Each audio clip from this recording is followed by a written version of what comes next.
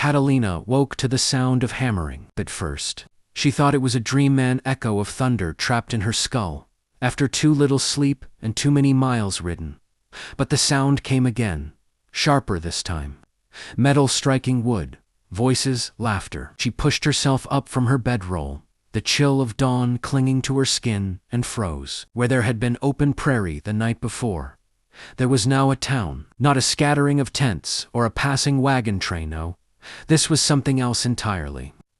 Wooden storefronts stood crooked but proud. Smoke curled from fresh chimneys, and canvas awnings flapped in the morning breeze. Horses were tied to rails that hadn't existed 12 hours earlier. A sign nailed hastily to a post read, "Horizon Crossing." Catalina stood slowly, one hand drifting to the revolver at her hip. Her campfire still smoldered, right where she had left it, but it was now boxed in by activity men hauling lumber. Women boiling coffee over new stoves, children darting between stacks of crates. "What in God's good earth?" she murmured. "Funny," a man's voice said behind her. "That's exactly what I was about to say." She turned, heart jumping despite herself. The man stood a few paces away, tall and broad-shouldered, with sleep still clinging to his dark hair and a day's worth of beard shadow on his jaw. He looked as stunned as she felt. His bedroll lay beside his horse, just as hers did, both now awkwardly placed in the middle of what appeared to be the town's main street. "You wake up in the wrong place too?" he asked. "I woke up in the same place," Catalina replied coolly. The place moved that earned a quick smile from him, surprised and crooked. "Henry Caldwell," he said, tipping his hat slightly. "Looks like we're neighbors." "Catalina Reyes," she answered, eyeing the growing crowd. "Any idea how this happened?" Henry exhaled and glanced around. "If I had to guess, gold." As if summoned by the word, a bearded man rushed past them, waving a pan and shouting, "Found color, down by the creek." Real color. The town seemed to erupt all over again. Catalina swore under her breath. She had stopped here for one reason only, to rest her horse and herself before crossing the next stretch of empty land. She had no interest in boomtown madness, no patience for lawless men chasing dreams that usually buried them. Henry, however, looked thoughtful, not greedy, but alert. "They built this overnight," Catalina said. "That takes planning." Henry nodded. "And leadership." A woman in a flour-dusted apron approached them, hands on her hips. "Are one of you in charge here?" she demanded. "No," Catalina and Henry said at the same time. The woman frowned. "Well, someone told folks this land was free to settle, and that a council would be formed this morning. And seeing as your camps were already here, people assume." Catalina stiffened. "Assume what?" "That you two are the founders." Henry let out a quiet laugh. "That's a new one." Before either of them could protest, a bell rang hung hastily from a beam near the largest building. A man climbed onto a crate and shouted, "Meeting in 10 minutes. Town decisions to be made." Catalina crossed her arms. "This is ridiculous." "Maybe," Henry said, watching the crowd gather. "But if no one steps up, things could turn ugly fast." She met his eyes, seeing the same realization reflected there. The strangers, one town, no way out without consequences. The sun crept higher over Horizon Crossing, and Catalina had the sudden, unsettling feeling that her life had just taken a hard turn, one she hadn't planned for and couldn't outrun. By the time the bell stopped ringing, half the town had gathered in front of the largest building, an unfinished structure that looked like it couldn't yet decide whether it wanted to be a saloon or a courthouse. Catalina stood beside Henry near the front, feeling dozens of eyes settle on her like unwanted weight. She hated being looked at this way. Measured, judged, expected. A man with a thick mustache and suspenders cleared his throat. "Name's Walter Briggs. I've been organizing the supply wagons.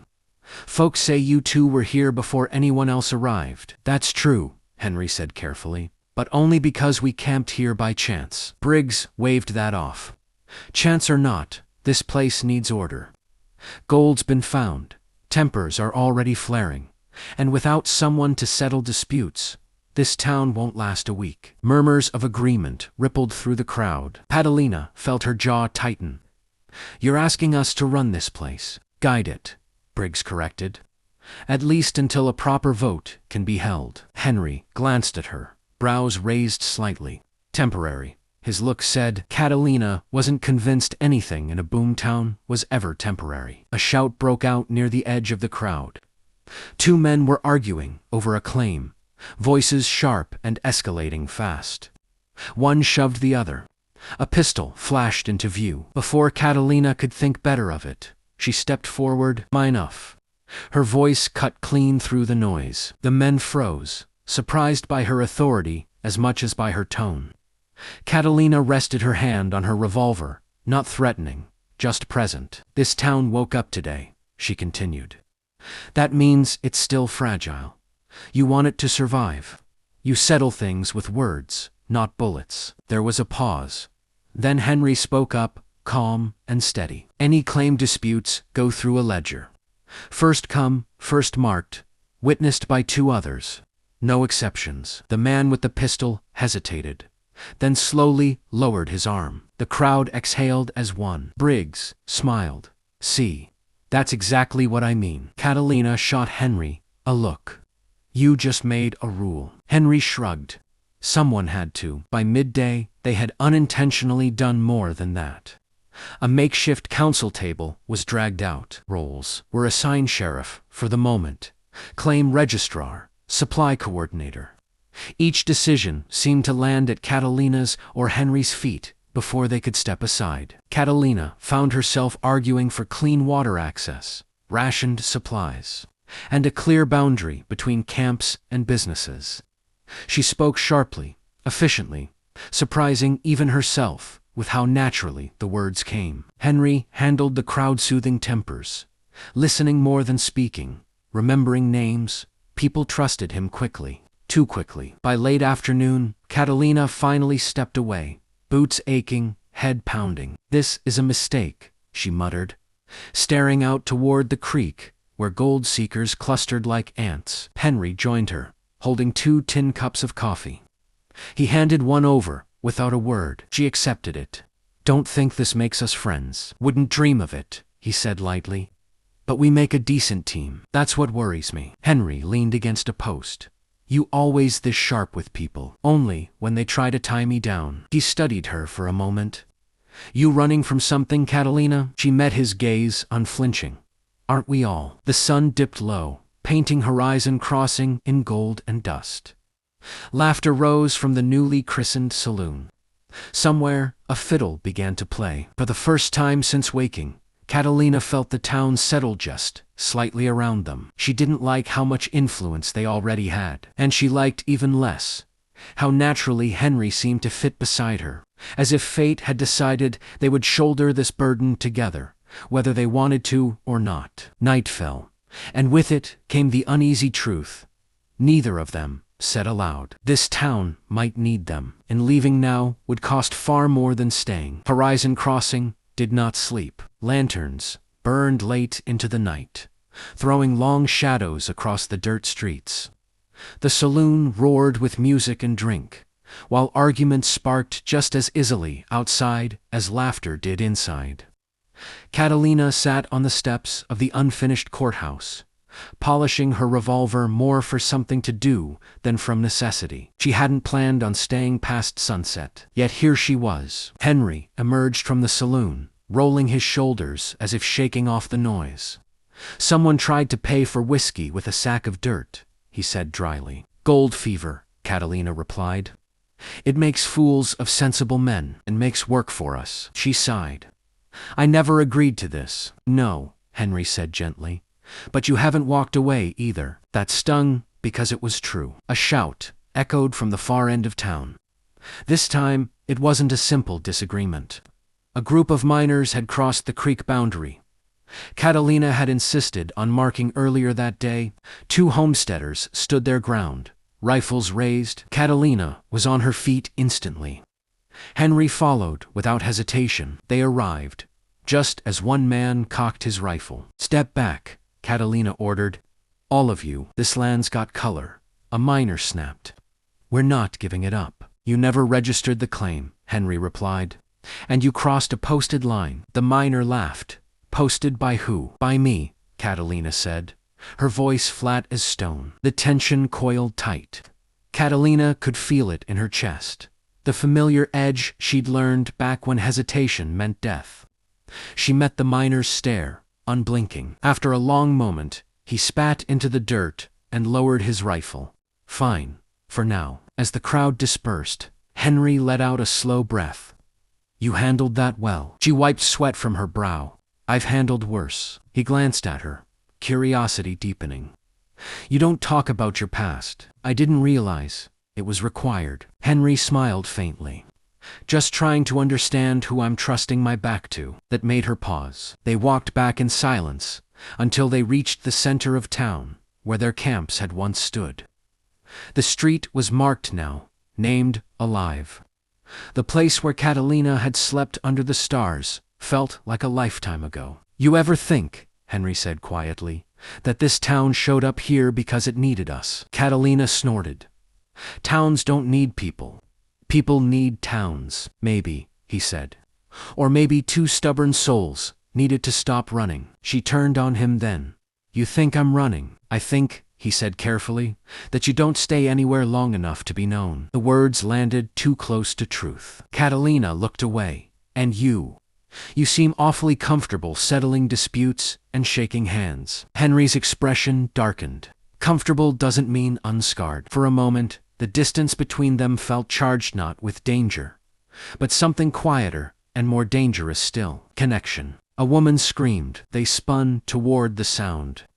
Near the supply tents, a fire had broken. Out lantern knocked over, flames licking at dry canvas. Panic spread fast. Catalina ran, shouting orders, organizing a bucket line without thinking. Henry was already hauling water, barking instructions, pulling people together. Side by side, they worked until the fire was smothered, smoke curling into the night sky. When it was over, Catalina leaned against a post, breathing hard. Henry stood close enough she could feel the heat still clinging to him. We make a good team, he said again, softer this time. She looked at him, really looked at him.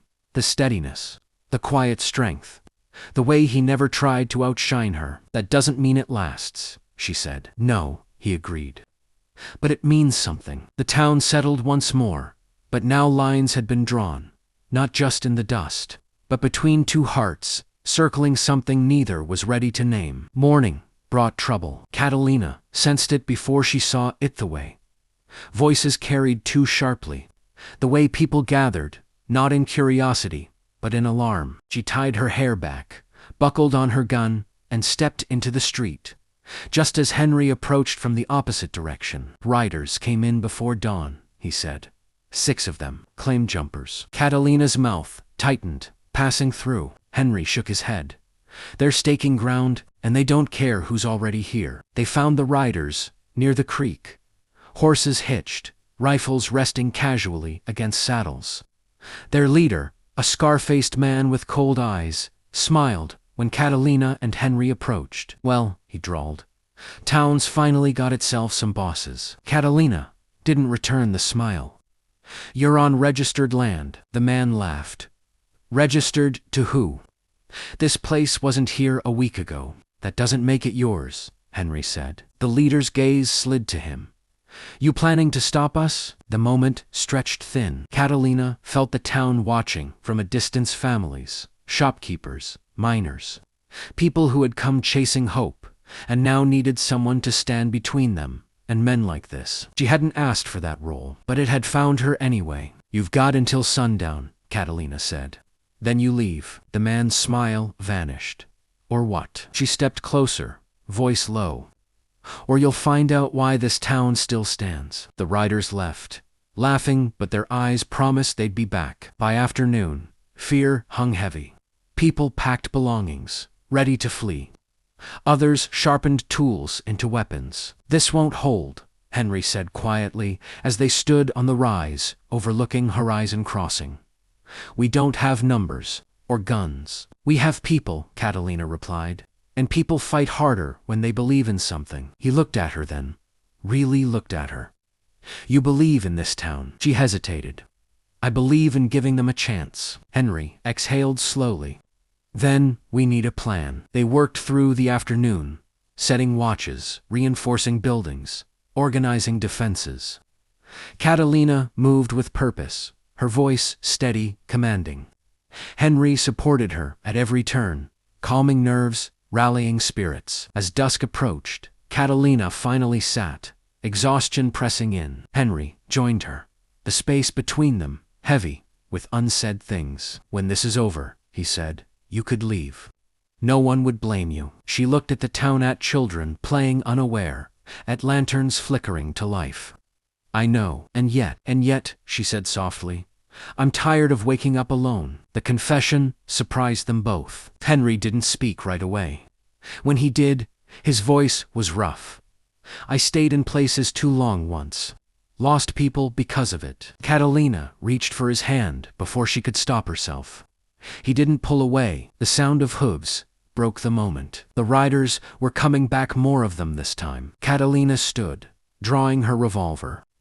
Looks like we're choosing. Henry stepped beside her, rifle in hand. Then we choose together. As the town braced for what was coming, Catalina felt something settle in her chest, not fear, but resolve. For the first time in years, she wasn't planning her escape. She was planning to stay. The riders came at full dark. They didn't charge, not at first.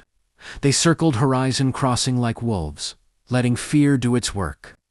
Lanterns trembled in windows, hands tightened around borrowed rifles and farming tools. Catalina stood in the center of the street, boots planted in the dirt she now knew by heart.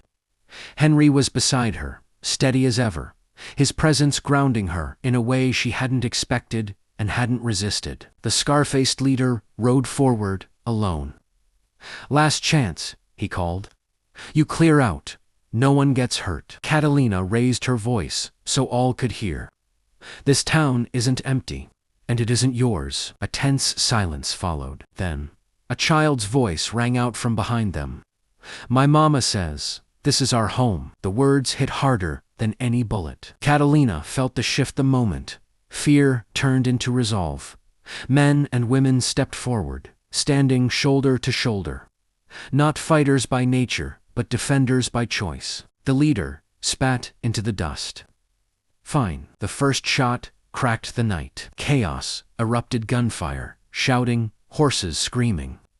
Catalina moved on instinct, sharp and focused, firing only when necessary. Henry covered her flank, calling out warnings, pulling people to safety. They weren't winning by force. They were winning by unity. When one rider went down, another hesitated. When a second was disarmed, the rest began to falter. The town did not break. It held. Finally, the scar-faced leader sounded a retreat, rage burning in his eyes as they vanished into the dark. Silence followed, broken only by ragged breathing and the crackle of dying fires. At dawn, Horizon Crossing still stood. The people gathered as the sun rose, light washing over dust-streaked faces and tired smiles. No one cheered. They simply looked at one another, alive and together. Briggs cleared his throat. Seems this town owes you to more than words. Catalina shook her head. You did this. We just stood with you. Henry glanced at her, pride clear in his eyes. Later, as the town slowly returned to life, Catalina and Henry walked to the edge of the creek, where gold had first drawn everyone in. You could leave now, Henry said quietly.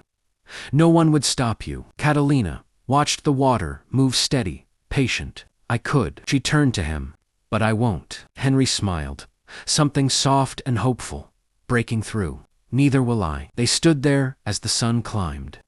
Two strangers, no longer defined by the roads behind them, but by what they had chosen to build. A town, a future, something real. And, as Horizon Crossing woke to its second day, no longer overnight, but earned, Catalina reached for Henry's hand, and this time, there was no hesitation. Don't forget to like, comment, and subscribe for more Western stories.